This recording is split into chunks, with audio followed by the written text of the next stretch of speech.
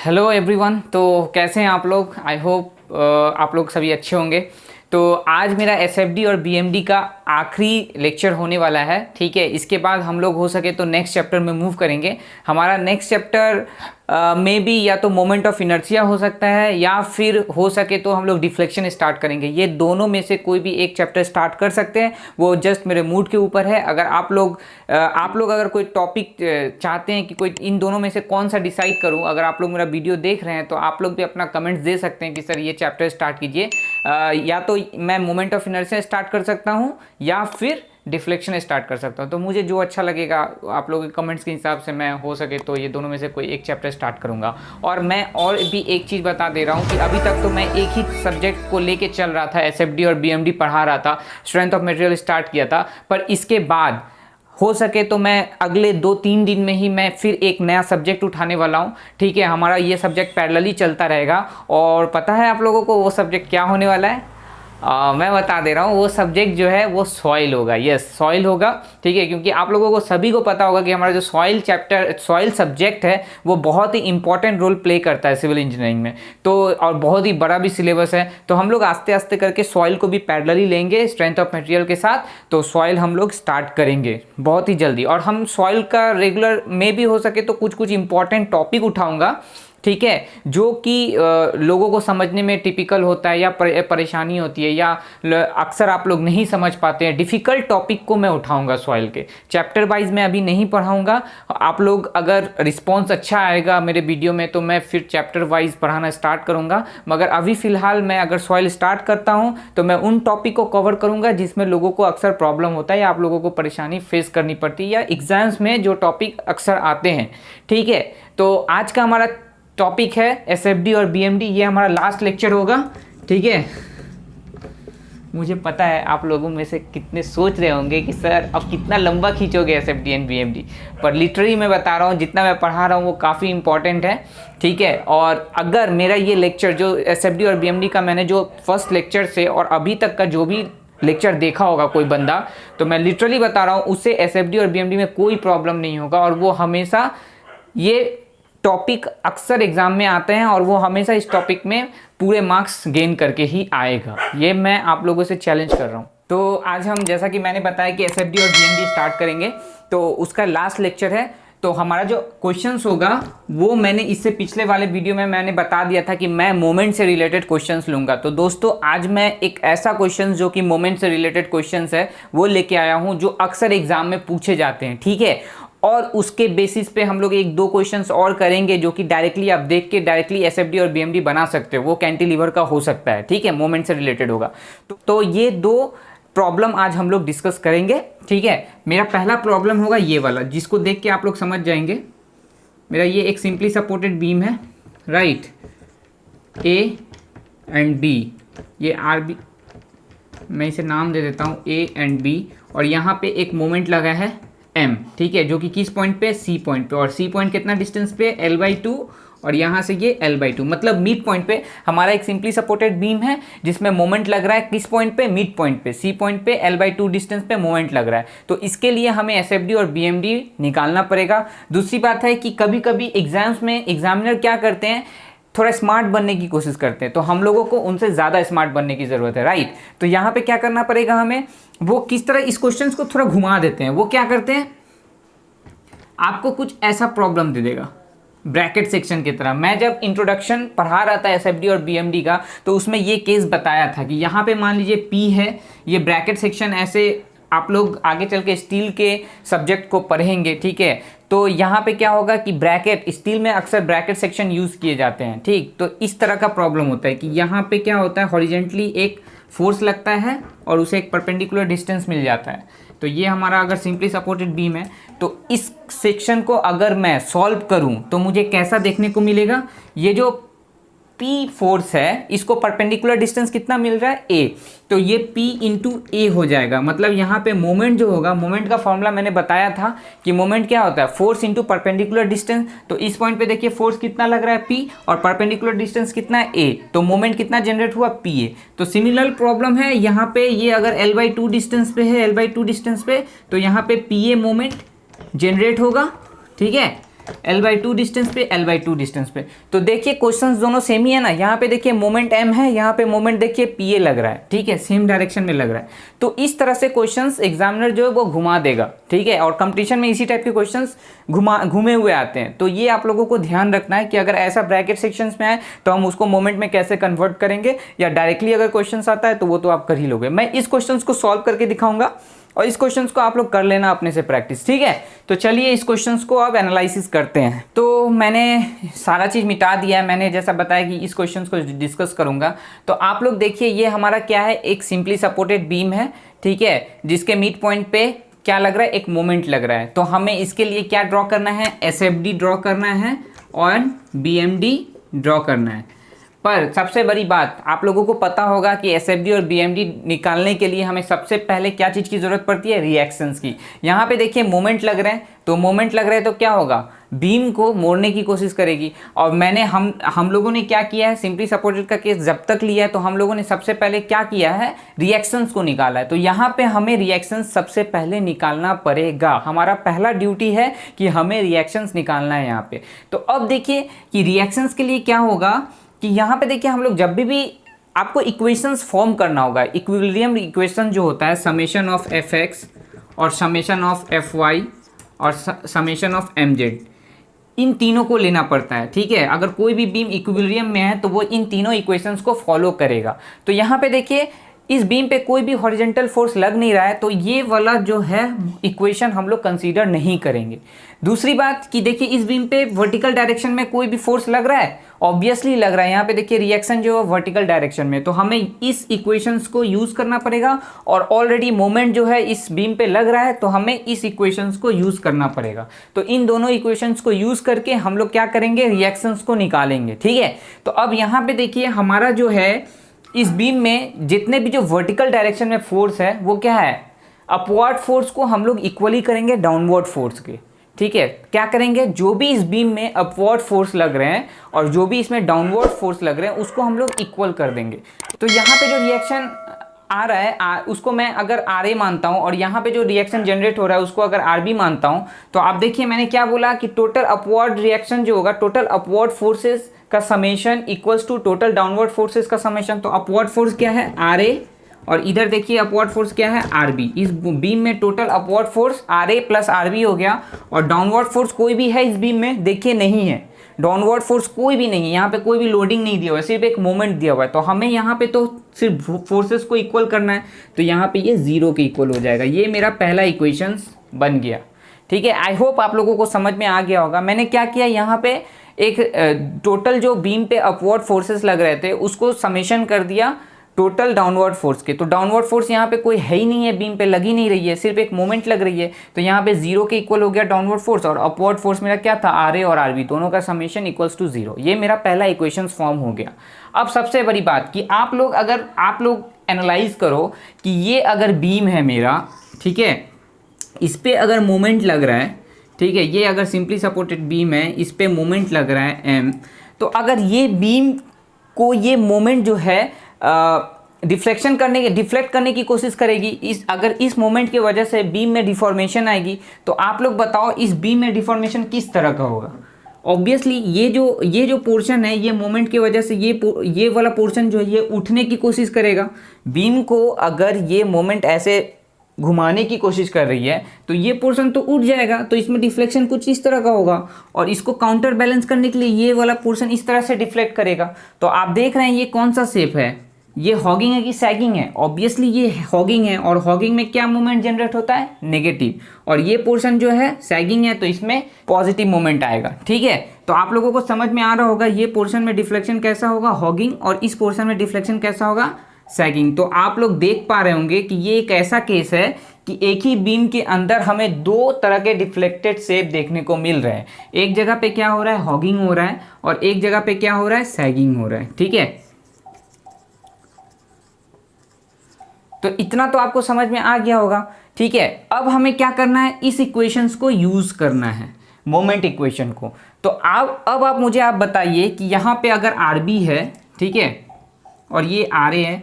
तो मैं एक काम करता हूँ, मोमेंट लेना स्टार्ट करता हूँ। क्या है, मैंने टोटल वर्टिकल फोर्सेस को इक्वल कर दिया डाउनवर्ड फोर्सेस के। अब क्या करूँगा मैं, मोमेंट, टोटल मोमेंट जो इस बीम पे लग रहा है, ठीक है, उसके किसी भी एक पॉइंट के अलोंग मोमेंट लेके उसको इक्वल्स कर दूंगा 0 के। तो यहाँ पे देखिए मैं एक काम करता हूँ, मैं ए के अलोंग मोमेंट ले रहा हूँ, ठीक है, मैं ए के अलोंग मोमेंट ले रहा हूँ। तो यहाँ पे लिखिए taking moment of all forces eight A point A, ठीक है।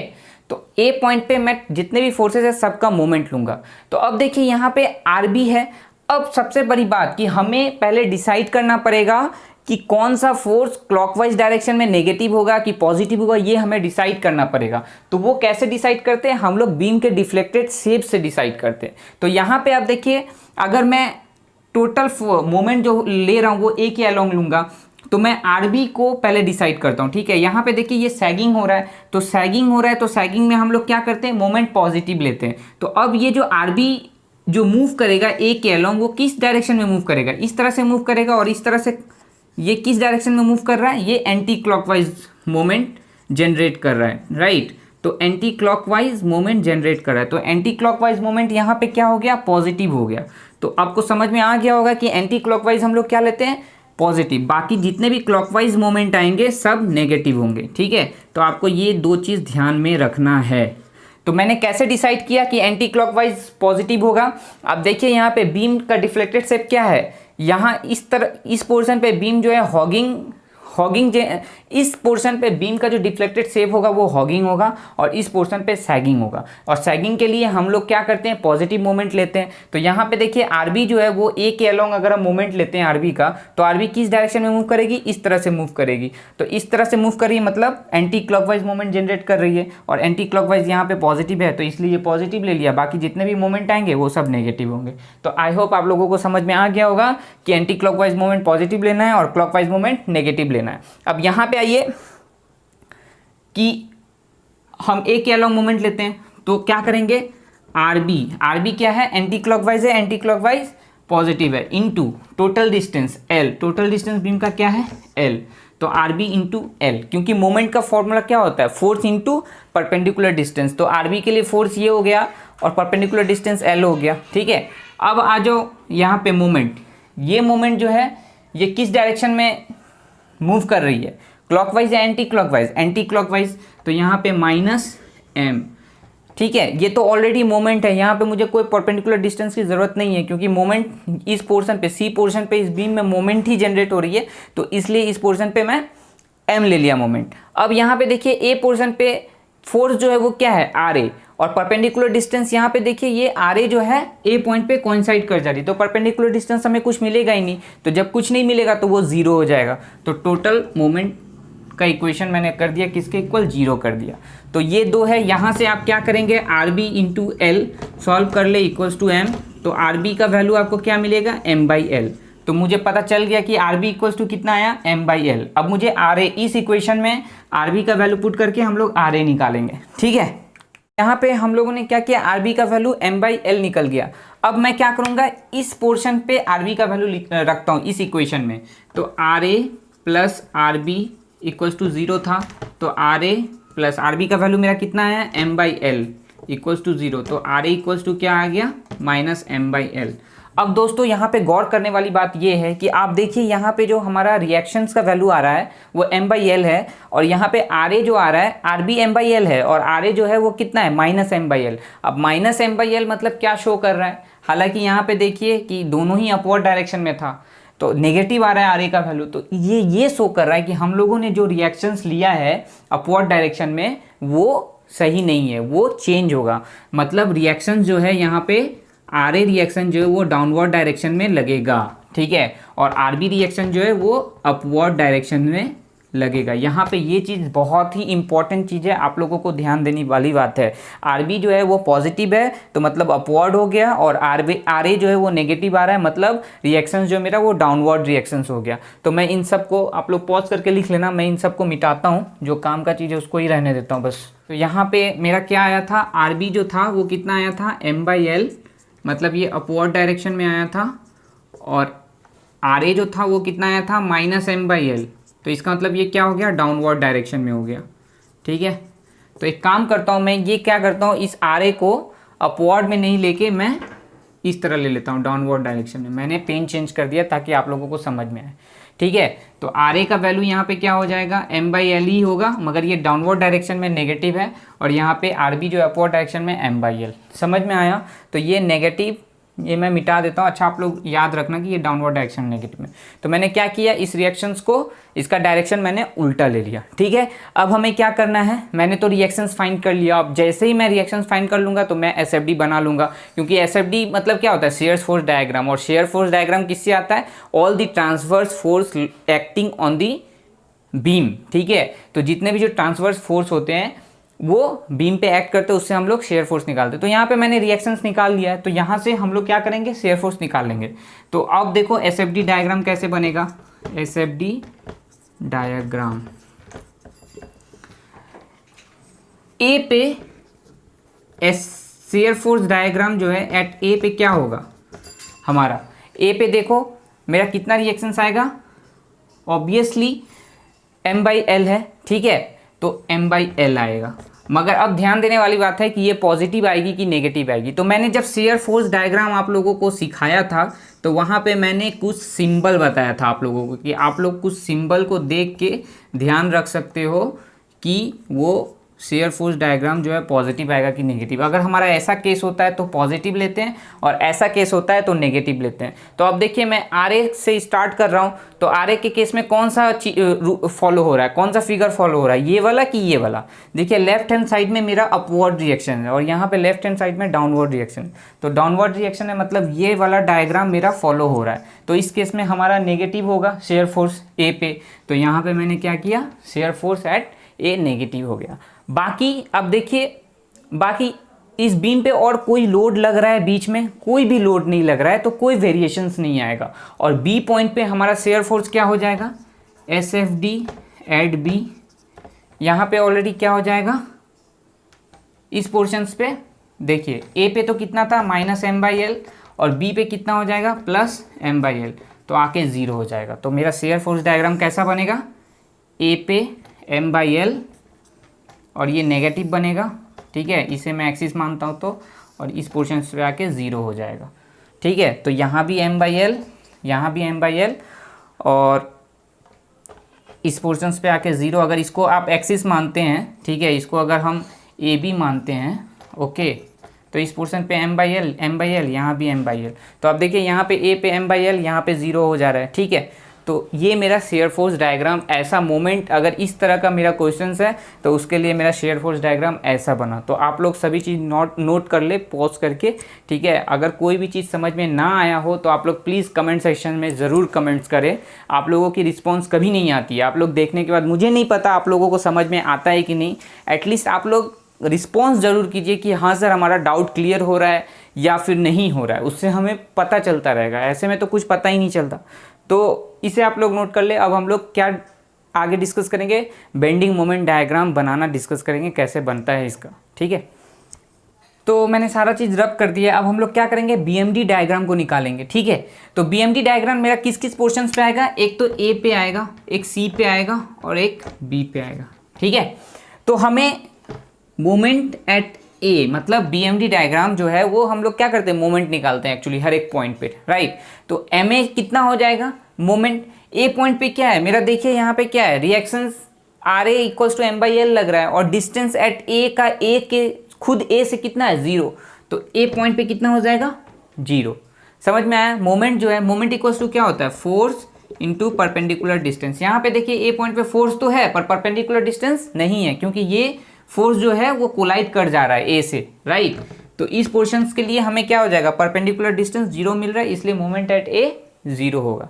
और मैं आप लोगों को बता दे रहा हूँ ये चीज़ कि जब भी सिंपली सपोर्टेड बीम होगा तो उसके रिएक्शंस पे ना, जो भी रिएक्शंस आएंगे, जैसे यहाँ पे देखिए रिएक्शंस आ रहा है, ठीक है, तो रिएक्शंस पे हमेशा मोमेंट 0 होता है।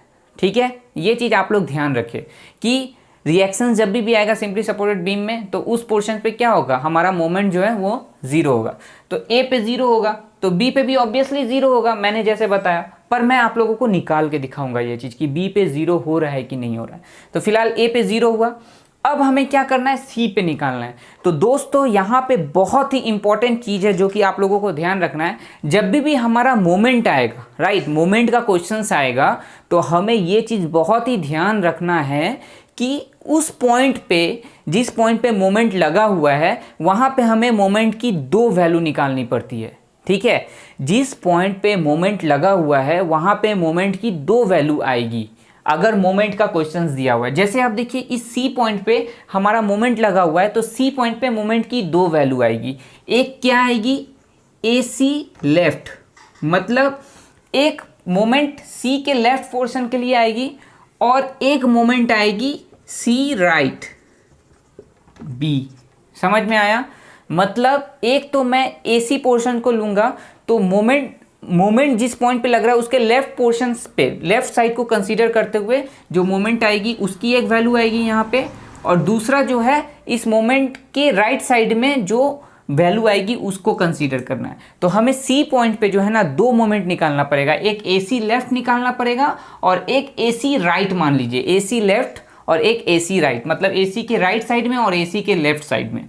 तो यहाँ पे हम लोग क्या करेंगे, मोमेंट निकालेंगे। ठीक है, तो अब देखो यहाँ पे मैंने ए सी लेफ्ट लिख दिया, ठीक है, एक मोमेंट आ जाएगा, और सी राइट मतलब सी के लेफ्ट पोर्शन पे देखिए, सी लेफ्ट पोर्शन पे एक मोमेंट आएगी और सी राइट पोर्शन पे एक मोमेंट आएगी।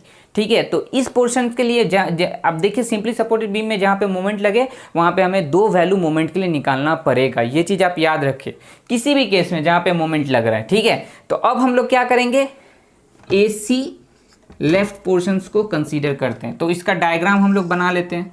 ठीक है, जब भी हम लोग मोमेंट निकालते हैं तो क्या करते हैं, डायग्राम पहले बनाते हैं। ठीक है, सी पोर्शंस पे हमारा क्या कर रहा है, क्या लग रहा है, मोमेंट लग रहा है। ठीक है, तो हम लोग जब सी लेफ्ट कंसीडर करेंगे ना, तो यहाँ पे मोमेंट कंसीडर नहीं करेंगे। ओके, हम लोग जब सी पॉइंट पे ए सी पोर्शंस को कंसीडर कर रहे हैं तो ए सी लेफ्ट साइड को कंसीडर कर रहे हैं। तो सी लेफ्ट मतलब क्या कि मोमेंट यहाँ पे सी पॉइंट पे मोमेंट लग रहा है, सी लेफ्ट मतलब इस मोमेंट से थोड़ा सा आगे की तरफ। ठीक है, तो ए सी लेफ्ट मतलब इस पोर्शन से थोड़ा सा आगे, तो उस पोर्शन के लिए हम लोग क्या करेंगे, मोमेंट को कंसीडर नहीं करेंगे। तो यहाँ पे आर ए का वैल्यू कितना आ रहा था आपका, m/l, और ये टोटल डिस्टेंस कितना है, l/2। आई होप आप लोगों को समझ में आया होगा। जो कि हम लोग सी लेफ्ट पोर्शन को कंसीडर कर रहे हैं, तो सी लेफ्ट मतलब क्या, इस सी के थोड़ा सा लेफ्ट साइड में। तो लेफ्ट साइड में आप जैसे ही बढ़ोगे तो ये मोमेंट तो कंसीडर होगा ही नहीं, जैसे ही सी के राइट साइड में बढ़ेंगे तो ये मोमेंट को कंसीडर हमें करना पड़ेगा, राइट। तो ए सी लेफ्ट यहाँ पे हम लोग निकाल रहे हैं, तो एम ए सी लेफ्ट, इसके लिए मोमेंट क्या हो जाएगा। अब देखिए सी पॉइंट के अलोंग अगर हम मोमेंट निकाल रहे हैं तो ये किस डायरेक्शन में घूमेगी, ये एंटी क्लॉकवाइज डायरेक्शन में घूमेगी, और एंटी क्लॉकवाइज डायरेक्शन में क्या है, हमारा मोमेंट पॉजिटिव है। तो m/l into distance, perpendicular distance l/2, तो ये l से ये l कट जाएगा, तो m/2। तो इसका मतलब हमारा मोमेंट कितना हो गया, m/2, मतलब एम ए सी लेफ्ट में मेरा मोमेंट कितना हो गया, पॉजिटिव का m/2। आई होप दोस्तों आप लोगों को समझ में आया होगा। अब हम लोग क्या करेंगे, ए सी राइट पोर्शंस के लिए चलेंगे, मतलब ए सी राइट पोर्शंस के लिए। तो चलो निकालते हैं हम लोग। दोस्तों मैं यहाँ पे एक बात आप लोगों को बताना चाहूँगा कि हमने यहाँ पे क्या किया था, मोमेंट का जो सैगिंग और हॉगिंग बताया था। तो अब देखिए जब मैंने रिएक्शंस निकाला तो हमारा जो ये रिएक्शंस है इसको मैंने चेंज किया था, राइट, इसको मैंने डाउनवर्ड लिया और ये अपवर्ड था। तो जब मैंने पहले जब रिएक्शंस निकाला था तो ये दोनों ही अपवर्ड लिया था, तो उस केस में मेरा ऐसा आ रहा था डिफ्लेक्टेड से, इसको मैंने नेगेटिव इसको पॉजिटिव लिया था। ठीक है, अब यहाँ पे जैसे ही जब मेरा मैंने साइन के हिसाब से मेरा जो कि रिएक्शंस यहाँ पे आ रहे जो है वो डाउनवर्ड आ रहा था। ठीक है, तो इसलिए मैंने क्या किया, इसको चेंज कर दिया, रिएक्शंस को नेगेटिव ले लिया डाउनवर्ड डायरेक्शन में। तो यहाँ पे मेरा आर ए का मैग्नीट्यूड जो वो m/l ही रहेगा। साइन मैंने नहीं दिया, साइन मैं नहीं देना चाहता था, इसलिए मैंने इसको डाउनवर्ड ले लिया, और आर बी जो है वो m/l ही रहेगा। मगर अब इस केस में जब हमारा बीम ऐसे मूव करेगा तो अब देखिए ये तो नेगेटिव ही होगा, ये पॉजिटिव होगा। तो इस केस में देखिए, अब देखिए हमारा साइन कन्वेंशन क्या हो जा रहा है इस केस के लिए, ये किस डायरेक्शन में है, clockwise direction, anti clockwise direction में, और एंटी क्लॉकवाइज डायरेक्शन में क्या हो जाएगा मेरा, नेगेटिव हो जाएगा, और ये क्लॉकवाइज डायरेक्शंस में होगा तो क्लॉकवाइज डायरेक्शन में क्या हो जाएगा, बाकी पॉजिटिव होगा। तो ये क्वेश्चंस बहुत ही टिपिकल, इसीलिए मैं बताया था कि यहाँ पे क्या होता है लोगों को समझ में नहीं आता है। इस क्वेश्चंस पे क्या होता है, आप बुक में भी अगर देखोगे इस तरह के क्वेश्चंस तो आप देखोगे कि यहाँ पे रिएक्शंस जो है वो डाउनवर्ड ले लिया है, ठीक है। तो यहाँ पे जो है मैंने क्या किया, पहले रिएक्शंस मुझे नहीं पता था कि किस डायरेक्शन में होगा, डाउनवर्ड होगा कि अपवर्ड होगा, मैंने पहले अज्यूम किया कि दोनों रिएक्शंस अपवर्ड डायरेक्शंस में, और उसके हिसाब से मैंने रिएक्शंस निकाला। जब मैंने रिएक्शंस निकाला तो देखा कि मेरा एक रिएक्शंस डाउनवर्ड होगा क्योंकि नेगेटिव आ रहा था, तो मैंने क्या किया, डाउनवर्ड ले लिया। अब देखो, अब मेरा डिफ्लेक्टेड शिफ्ट तो वही रहेगा, बीम जब भी मूव करेगी उस मोमेंट की वजह से उसमें डिफॉर्मेशन आएगी, तो बीम का डिफ्लेक्टेड शिफ्ट तो सेम होगा, ठीक है। तो इस केस में देखिए नेगेटिव हो रहा है पॉजिटिव, तो मेरा आर ए जो है ये इस डायरेक्शन, ये आर ए जो है डाउनवर्ड है, तो ये अगर मूव करेगी ऐसे तो ये एंटी क्लॉकवाइज, तो इस डायरेक्शन में नेगेटिव हो जाएगी और यहाँ पे पॉजिटिव हो जाएगी, बाकी अदर जितने भी मोमेंट होंगे वो पॉजिटिव होंगे। तो इस चीज़ को ध्यान में रखिए। तो यहाँ पे देखिए आर ए जो है मेरा क्या है, इसके लिए मैं पहले क्या करता हूँ, इस पोर्शन में मैंने जनरल इक्वेशंस नहीं बताया था, तो मैं पहले जनरल इक्वेशंस बना लेता हूँ, ठीक है। मैं एक काम करता हूँ, सी लेफ्ट के लिए मैंने एक्स डिस्टेंस पे मान लिया कि मेरा ए से सी लेफ्ट तक मेरा डिस्टेंस कितना है, एक्स। तो मैं अगर बेंडिंग मोमेंट का इक्वेशंस बनाऊंगा तो मेरा क्या हो जाएगा, m/l इंटू एक्स, राइट। अब ये किस पॉजिटिव होगा कि नेगेटिव, तो देखो ये किस डायरेक्शन में मूव करेगी, ये ऐसे मूव करेगी, मतलब एंटी क्लॉकवाइज, मतलब ये -m/l x। अब x जो है सी लेफ्ट तक मेरा कितना है, l/2, तो एट x = l/2, तो एम ए सी लेफ्ट मेरा निकल जाएगा, l/2 यहाँ माइनस आएगा, तो इस पोर्शन पे क्या हो जाएगा, -m/2 मोमेंट आएगा, ठीक है। तो आई होप आपको ये चीज़ समझ में आ गया होगा कि मैंने x के जगह पे क्या किया, l/2 पुट किया, तो मैंने l कट गया, तो यहाँ पे -m/2 मेरा एम ए सी लेफ्ट के लिए मेरा मोमेंट जो आ रहा है वो m/2 आ रहा है, जो कि माइनस में है। अब मुझे क्या करना है, एम ए सी राइट के लिए निकालना है, ठीक है, मोमेंट। तो हम लोग करते हैं इसको मैं लिख लेता हूँ, M A C left -m/2, ठीक है, और इन सबको मैं मिटा देता हूँ, ठीक। अब मैं फिर से एक डायग्राम बनाता हूँ, ठीक है, किसके लिए, एम ए सी राइट के लिए, ठीक है।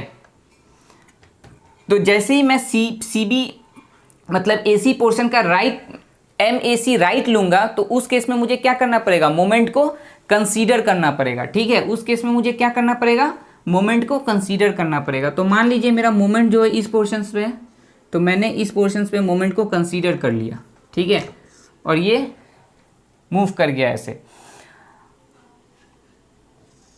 मैं ये टोटल डिस्टेंस को x मान लेता हूँ, ठीक, क्योंकि मुझे जनरल इक्वेशंस बनाना है, जनरल बेंडिंग मोमेंट इक्वेशंस बनाना है। तो मैंने मान लिया कि ये जो है b पॉइंट है, ठीक है, और b पॉइंट तक इस टोटल a से जो डिस्टेंस है वो x है मेरा।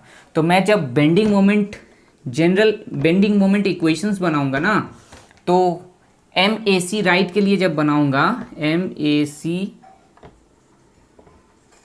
राइट के लिए बनाऊंगा, तो अब देखिए यहाँ पे a है, यहाँ पे c राइट है, तो मुझे मोमेंट कंसीडर करना पड़ेगा। तो यहाँ पे मैंने क्या किया, ए सी लेफ्ट पोर्शंस के लिए जो मोमेंट निकाला था वो मेरा कितना था, -m/2, ठीक है।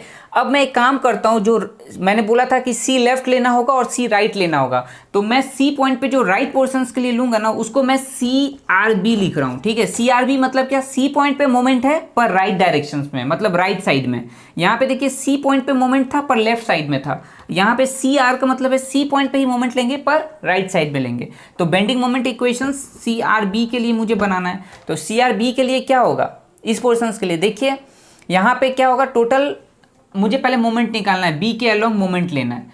तो मेरा यहाँ पे देखिए आर ए के लिए पहले मोमेंट ले लेते हैं, तो m/l into x, total distance, perpendicular distance x हो गया। अब ये पॉजिटिव होगा कि नेगेटिव, ये देखिए किस डायरेक्शन में बी के अलोंग मूव कर रहा है, एंटी क्लॉकवाइज, एंटी क्लॉकवाइज मतलब -m/l x। अब देखिए, अब मैं बी पे मोमेंट निकाल रहा हूँ, तो ऑब्वियसली ये ए सी को पार करके आया हूँ, ठीक है। सी को ऑलरेडी कवर करते हुए मैं बी तक, अगर मैं यहाँ से चलना स्टार्ट करूँगा तो इस पोर्शंस को जरूर क्रॉस करना पड़ेगा मुझे बी तक पहुँचने के लिए। तो इस पॉइंट पे देखिए ऑलरेडी एक मोमेंट लग रहा है, पर ये मोमेंट किस डायरेक्शन में है, क्लॉकवाइज डायरेक्शन में। तो ये देखिए क्लॉकवाइज डायरेक्शन क्या होता है, पॉजिटिव है, तो पॉजिटिव एम, ठीक है। तो मेरा टोटल मोमेंट जो है ये बी पॉइंट पे कितना हो गया, ये वाला हो गया -m/l x प्लस m। और तो कोई मोमेंट नहीं लग रहा है, कोई भी फोर्सेस लग रहा है जिसके लिए मैं मोमेंट निकालूंगा, नहीं। इस बीम पे यही एक मोमेंट ऑलरेडी ये था और एक ये रिएक्शंस था जिसके लिए मैंने मोमेंट कैलकुलेट कर लिया है, ठीक है। अब एक चीज़ आप लोग याद रखेंगे कि जब भी बीम में मोमेंट होगा तो उसके लिए अलग से मुझे परपेंडिकुलर डिस्टेंस नहीं निकालना है। मोमेंट जो होगा तो वो मोमेंट जो है ऑलरेडी वही वैल्यू होगा। यहाँ पे देखिए मोमेंट ऑलरेडी दिया हुआ है, तो ये मोमेंट सी पॉइंट पे जो लग रहा है ना, ये इस पॉइंट पे होते होते इस पॉइंट पे भी उतना ही लगेगा, ठीक है। तो इस चीज़ को आप लोग ध्यान रखेंगे कि मोमेंट के लिए फिर यहाँ पे ये डिस्टेंस, परपेंडिकुलर डिस्टेंस हमें ज़रूरत नहीं है। वो जब फोर्सेस रहता है उसके लिए हमें मोमेंट निकालने के लिए परपेंडिकुलर डिस्टेंस की ज़रूरत पड़ती है। पर जब भी बीम में मोमेंट दिखे तो डायरेक्टली आप उस मोमेंट की वैल्यू को लिख दीजिएगा जनरल मोमेंट इक्वेशन निकालने के लिए। तो अब हम लोग एक्स को एनालाइज करते हैं। अब देखिए सी राइट के लिए अगर हम लोग सी राइट पोर्शंस को लेते हैं तो हमारा जो सी राइट पोर्शंस लेंगे यहाँ पे, तो उसके लिए एक्स का डिस्टेंस कितना हो जाएगा, l/2 ही होगा, ठीक है। सी लेफ्ट में भी क्या था, l/2, क्योंकि सी लेफ्ट मतलब आप ये ध्यान दीजिएगा ना कि सी लेफ्ट मतलब क्या, हम लोग थोड़ा सा इससे पहले ले रहे हैं तो भी l/2 ही होगा, और सी राइट मतलब थोड़ा सा इस पॉइंट से आगे ले रहे हैं तो भी l/2 ही लेना पड़ेगा। तो at x = l/2 CRB equals to कितना होगा, यहाँ पे -l/2 और यहाँ पे l/2 प्लस m, तो ये l कट जाएगा। तो यहाँ पे देखिए m/2 प्लस m, इसको सॉल्व कीजिए तो ये -m प्लस 2m/2, तो m/2। तो सी राइट बी में आपको मोमेंट कितना मिल रहा है, m/2, ठीक है। और बी पोर्शंस पे हमें मोमेंट फिर निकालना है, तो मेरा जनरल मोमेंट इक्वेशन यही है, ठीक है। अब बी पॉइंट पे अगर हम लोग मोमेंट निकालना चाहते हैं तो x का वैल्यू कितना हो जाएगा, देखिए ये x का वैल्यू, हम लोग बीम को इधर से एनालाइज कर रहे थे तो बी पॉइंट पे मोमेंट निकालना है तो x का वैल्यू l हो जाएगा। तो अब एट x = l आप पुट कीजिए इसमें, तो आपको mb निकल जाएगा, mb = -m/l इंटू एक्स का वैल्यू l प्लस m। तो यहाँ पे देखिए l कट गया, -m प्लस m = 0। तो आई होप यहाँ पे आपको दिख रहा होगा, आप देख पा रहे हैं कि mb का जो वैल्यू आ रहा है मोमेंट वो b पॉइंट पे कितना आ रहा है, 0, जो कि मैंने पहले भी बताया था कि अगर सिंपली सपोर्टेड का केस है और उस पर रिएक्शंस है तो मोमेंट जो है उस पॉइंट पे रिएक्शंस पे हमेशा 0 होते हैं। देखिए a पे मेरा 0 आया था मोमेंट, ठीक है, a पे मैंने 0 निकाला था ma, और सी पॉइंट पे लेफ्ट और राइट मैंने निकाल लिया, MC लेफ्ट कितना आ रहा है -m/2 और MC राइट कितना आ रहा है m/2, और बी पॉइंट पे मेरा मोमेंट कितना आ रहा है, 0 आ रहा है, ठीक है। तो अब इसको हम लोग डायग्राम में रिप्रेजेंट कर देते हैं, बेंडिंग मोमेंट डायग्राम। ए पॉइंट पे 0 है, ठीक है, सी लेफ्ट पे कितना है, सी लेफ्ट पे -m/2, तो -m/2 नीचे यहाँ पे जाएगा, यहाँ -m/2, ठीक है। और उसके बाद क्या है मेरा सी लेफ्ट, फिर सी राइट पे कितना जा रहा है, m/2, तो सी राइट पे m/2 मतलब पॉजिटिव m/2। तो सी पे ही देखिए 2 मोमेंट है, एक लेफ्ट के लिए है जो कि -m/2 है और एक राइट के लिए है जो कि +m/2 है। ऊपर की तरफ लिया तो ये +m/2 और नीचे की तरफ लिया तो -m/2, ये मेरा एक्सिस है। और आगे चल के बी पे कितना हो गया, 0 हो गया। तो ये बी पॉइंट है, ये ए पॉइंट है और ये सी पॉइंट है। तो ये मेरा बेंडिंग मोमेंट डायग्राम हुआ इस क्वेश्चंस के लिए। तो दोस्तों आपको ये क्वेश्चंस देखने में काफ़ी इजी लगा होगा, पर है बहुत ही टिपिकल। तो आप लोगों को आई होप समझ में आ गया होगा कि हम लोगों ने शेयर फोर्स डायग्राम कैसे निकाला और बेंडिंग मोमेंट डायग्राम कैसे निकाला। दोस्तों अगर आपको कोई भी प्रॉब्लम होती है एसएफडी और बीएमडी से रिलेटेड तो आप लोग अपने डाउट हमें ईमेल कर सकते हो या हमें इंस्टाग्राम पे फॉलो करो, वहाँ पे अपने डाउट को शेयर कर सकते हो, ठीक है। हमारी तरफ से ज़रूर रिस्पांस मिलेगा। और जैसा कि मैंने बताया कि बहुत ही जल्द मैं मैंने सॉइल के चैप्टर को स्टार्ट करूँगा, सॉइल सब्जेक्ट को उठाऊँगा और उसके जो भी टफ टॉपिक है जो बच्चे को नहीं समझ में आता है उस टॉपिक को मैं पढ़ाऊँगा, ठीक है। तो हमारे चैनल के साथ जुड़े रहे, ठीक है। अगर कोई भी डाउट हो इस क्वेश्चंस में तो आप अपने प्रॉब्लम को बता सकते हैं कमेंट सेक्शन में कमेंट्स करके, ठीक है। तो मिलते हैं नेक्स्ट वीडियो में, तब तक के लिए बाय बाय।